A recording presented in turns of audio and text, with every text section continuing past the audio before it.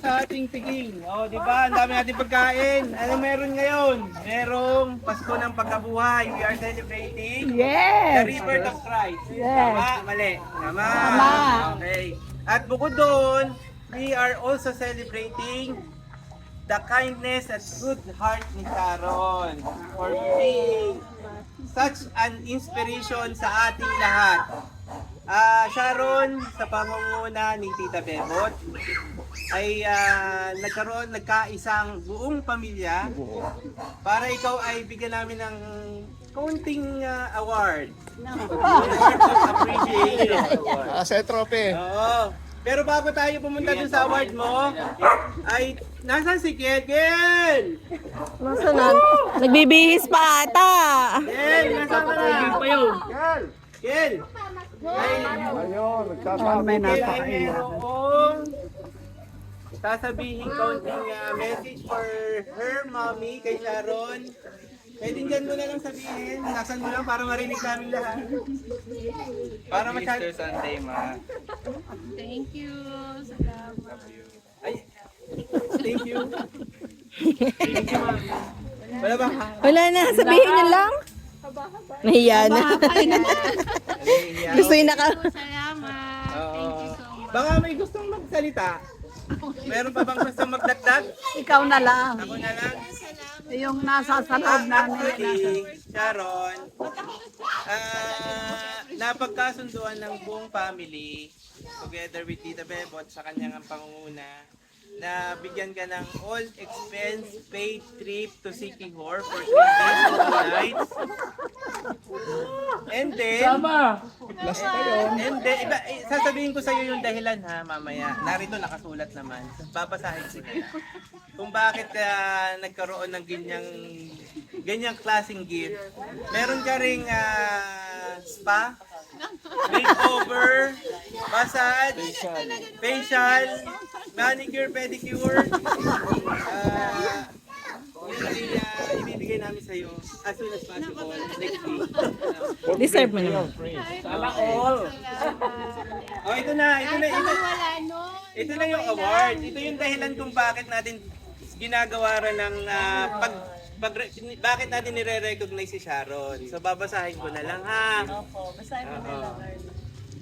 This is an award presented to you with heartfelt gratitude and the highest admiration for the immeasurable love and devotion you have selflessly given to your father, your sister, and your whole family, sa iyong buong pamilya, sa iyong sarili pamilya, kay Tita Glo, kay Tig, kay Kiel, at kay Pao. Especially kay Beth at kay Daddy mo. Dahil doon, in every moment of challenge and triumph, you have been a pillar of strength, a source of comfort, and a beacon of light for those who look up to you. Sa amin. Kaya nga kami ay we feel admired by your actions. Your sacrifices, often made in quiet humility, speaks volumes of your extraordinary heart and courage. Through your tireless dedication, you have shown what it truly means to love unconditionally, to give without asking in return, to endure without complaint, and to inspire without seeking recognition. Your compassion and resilience are not only a gift to your family, but an example of what it means to live a life filled with purpose and grace. Today, we honor you not only for what you have done, but for what you are a loving daughter, a steadfast sister, and a remarkable individual whose presence has transformed the lives of those around you. With our deepest respect and boundless appreciation, we celebrate you and the legacy of love and sacrifice that you have so beautifully built. Yay! Thank you. Palakpakan! Palakpakan, guys! Yay! Hindi na lang ako tayo Ayan, ay pepirmahan pa mamaya pagkakain. Gutom na kasi.